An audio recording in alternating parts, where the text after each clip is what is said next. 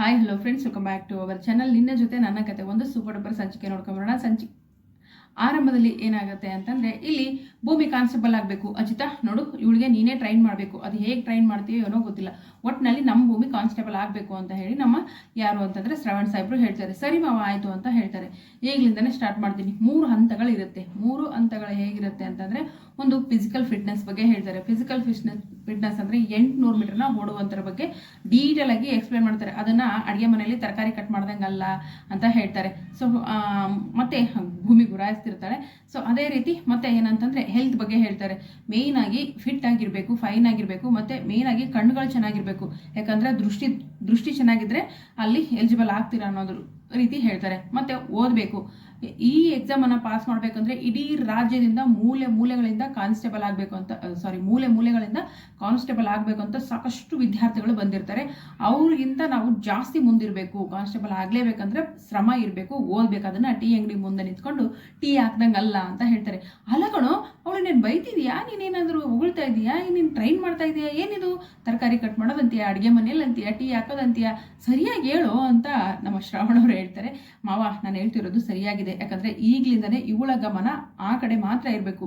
ಅಡುಗೆ ಮನೆಯಲ್ಲಿ, ಟೀ ಅಂಗಡಿಲಿ ಇನ್ನೊಂದು ಮತ್ತೊಂದು ಇರಬಾರ್ದು. ಸೊ ಅಜಿತ್ ಹೇಳಿದ್ರಲ್ಲೂ ಅರ್ಥ ಇದೆ. ಯಾವಾಗಲೂ ಅಡುಗೆ ಮನೆಗೆ ಹೋಗೋದು, ನಾನು ಪೊಲೀಸ್ ಕಾನ್ಸ್ಟೇಬಲ್ ಆಗಬೇಕು ಅನ್ನೋದು ಅವಳ ಮೈಂಡಲ್ಲಿ ಇರಬೇಕು ಅನ್ನೋ ಕಾರಣಕ್ಕೋಸ್ಕರ ಅಜಿತ್ ಅವರು ಸ್ವಲ್ಪ ಈ ರೀತಿ ನೇರವಾಗಿ ಮಾತಾಡ್ತಾರೆ. ಮಾತಾಡೋದೇನು ತಪ್ಪಿರೋದಿಲ್ಲ. ಸರಿ, ಅದೆಲ್ಲ ಆಗುತ್ತೆ. ಸೊ ಆಗ ಇಲ್ಲ ಸಾಹೇಬ್ರೆ, ಅದು ನನಗೂ ಗೊತ್ತು ಸಾಹೇಬ್ರೆ, ನಾನು ಹೆಂಗಾರ ಕಷ್ಟಪಟ್ಟು ನಾನು ಕಾನ್ಸ್ಟೇಬಲ್ ಆಗೇ ಆಗ್ತೀನಿ ಅಂತ ಹೇಳಿ ಭೂಮಿ ಕೂಡ ಹೇಳ್ತಾಳೆ.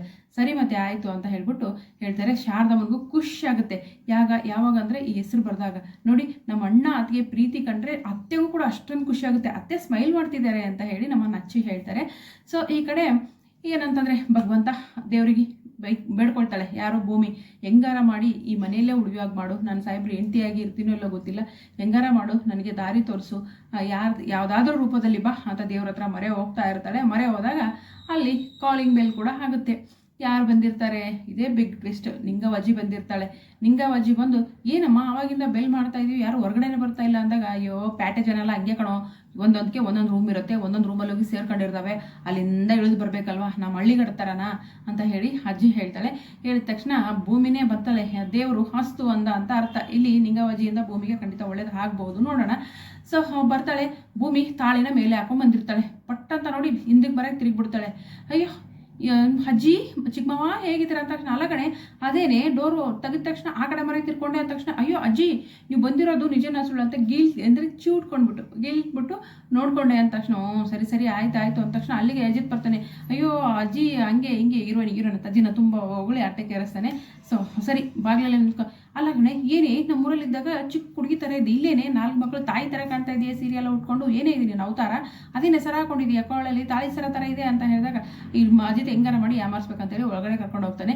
ಎಲ್ಲ ಯಾರೋ ಕಾಣ್ತಾ ಇಲ್ಲ ಅಂದ ತಕ್ಷಣ, ಅಮ್ಮ ಅಪ್ಪ ಮನೆಯವರೆಲ್ಲ ಬನ್ನಿ, ಒಟ್ಟಿಗೆ ಬನ್ನಿ, ಇಲ್ಲಿ ಏನು ಮಾತಾಡ್ಬೇಕಂತ ಗೊತ್ತಾಗಲ್ಲ. ಒಟ್ಟಿನಲ್ಲಿ ನಮ್ಮ ಅಜಿತ್ ಅವರು ಕನ್ಫ್ಯೂಸ್ ಮಾಡ್ತಾ ಇರ್ತಾರೆ. ಅದೇ ಕಾಂಗಾಡ್ತಿದೀಯ ಮಗನೇ ಅಂತ ಅಜ್ಜಿ ಕೇಳ್ತಾಳೆ. ಸೊ ಫಸ್ಟ್ ನನ್ನ ಸೊಸೆ ಸಂಗೀತನ ಕರೆಯೋ ಅಂದಾಗ, ಅಜ್ಜಿ ನಾನು ಸಂಗೀತ ಅಂತ ಕರೆಯೋಕ್ಕಾಗುತ್ತಾ, ಅದಕ್ಕೆ ಅಮ್ಮ ಅಂತಲೇ ಕರೆದೇ ಇರೋದು ಅಂದ ತಕ್ಷಣ, ಹೇಗಿದೆಯೇ ಅಂತ ಹೇಳ್ಬಿಟ್ಟು ಸೊಸೆ ನೋಡಿ ಹೇಳ್ತಾರೆ. ಸೊ ಅತ್ತೆ ಸೊಸೆ ಬಾಂಧವ್ಯ ನಿಜವಾಗ್ಲೂ ತುಂಬ ಚೆನ್ನಾಗಿದೆ. ಸೊ ಅಮ್ಮ ಹೇಗಿದೆಯೋ ಅಂದ ತಕ್ಷಣ, ಏನಣ್ಣ ಸಿಟಿಗೆ ಬಂದ ತಕ್ಷಣ ನಮ್ಮನ್ನ ಮರ್ತೇ ಬಿಟ್ಟಿಯಾ, ಈಗ ಬಂದಾಗ ಮಾತ್ರ ಅಣ್ಣ ತಮ್ಮ ಅಂತ ನೆನಪಾಗೋದ, ನಾವೆಲ್ಲ ಮಂದಿ ಹತ್ರ ಬಾಯಿಂದ ಕೇಳ್ಬಿಟ್ಟು ಅತಿಗೆ ಹುಷಾರಿಲ್ಲ ಅಂತ ತಿಳ್ಕೊಬೇಕಾ, ಎಲ್ಲರೂ ಹೇಳ್ತಾ ಇದ್ರು ನಿಮ್ಮ ಅತಿಗೆ ಹುಷಾರಿಲ್ವಂತೆ, ನಿಮ್ಗೆ ಗೊತ್ತಿಲ್ವಾ, ನೀವು ಹೋಗಿಲ್ವಾ ಅಂತ ಹೇಳಿ, ಅದು ಸಂಗೀತನಿಗೆ ಹಂಗೆ ಆಯಿತು ಅಂತ ಟೆನ್ಷನಲ್ಲಿ ನಾನು ಮರ್ತೋಗ್ಬಿಟ್ಟೆ, ಮನೇಲಿದ್ದವ್ರಿಗೆಲ್ಲ ಏನೋ ಆಗಿತ್ತು ಅಂತ ಹೇಳಿ ಬೈತಾರೆ. ಮತ್ತೆ ತಿರ್ಗಾ ಭೂಮಿ ಕಡೆನೇ ಬರ್ತಾರೆ. ಸರಿ ಮನೇಲಿ ಎಲ್ಲರೂ ಬಂದಾಯ್ತು, ಅವಳಿಗೊಂದು ಒಳ್ಳೆ ಸರ ಇಸ್ಕೊಡು, ಅದೇನೋ ತಾಳಿ ಸರ ಹಾಕೊಂಡಿದ್ದಾಳ್ಕೊಂಡು, ತಾಳಿ ಸರ ಥರ ಇದೆ, ಬೇರೆ ಸರ ಇಸ್ಕೊಡ್ರು ಅಂತ ಹೇಳ್ತಾಳೆ. ಸರಿ ಕಣೋ, ಎಲ್ಲರೂ ಬರ್ತಿದ್ರೆ ನೀನು ಹೆಂಡತಿ ಭೂಮಿ ಎಲ್ಲೋ ಕರಿಯೋ ಅವಳನ್ನ ಅಂತ ತಕ್ಷಣ, ಅಜ್ಜಿ ಹಿಂಗೆ ಕರ್ಕೊಂಡ್ಬರ್ತೀನಿ ಅಂತ ಹೇಳ್ಬಿಟ್ಟು ಹೋಗ್ತಾರೆ. ರೂಮಲ್ಲಿ ಹೋಗ್ತಾರೆ. ಏನಪ್ಪ ಮಾಡೋದು ಈಗ, ಎಲ್ಲಿಂದಪ್ಪ ತರೋದು, ಯಾರನ್ನಪ್ಪ ತೋರಿಸೋದು ಅಂದ ತಕ್ಷಣ, ನನ್ನನ್ನೇ ತೋರಿಸಿ ಸಾಹೇಬ್ರಿ ಅಂತ ಹೇಳ್ತಾಳೆ ಭೂಮಿ. ಹಾಗಾದರೆ ನಿಜವಾಗ್ಲೂ ಭೂಮಿ ಅಜಿತ್ ಹೆಂಡತಿ ಅಂತ ನಿಂಗವ್ವಜ್ಜಿ ಮುಂದೆ ಕರ್ಕೊಂಡೋಗಿ ನಿಲ್ಲಿಸ್ತಾರ. ಏನಾಗ್ಬೋದು ಮುಂದಿನ ಸಂಚಿಕೆಯಲ್ಲಿ? ದಯವಿಟ್ಟು ನಮ್ಮ ಚಾನಲನ್ನು ಸಬ್ಸ್ಕ್ರೈಬ್ ಮಾಡ್ಕೊಳ್ಳಿ, ಸಪೋರ್ಟ್ ಮಾಡಿ, ವಿಡಿಯೋಗೆ ಒಂದು ಲೈಕ್ ಮಾಡೋದನ್ನ ಮರಿಬೇಡಿ ಪ್ಲೀಸ್. ಸೊ ಮುಂದಿನ ಸಂಚಿಕೆಯಲ್ಲಿ ಏನಾಗುತ್ತೆ, ಭೂಮಿನೇ ನನ್ನ ಹೆಂಡತಿ, ಭೂಮಿನೇ ಮನಸ್ವಿನಿನೇ ಭೂಮಿ ಅಂತ ತೋರಿಸ್ತಾರ.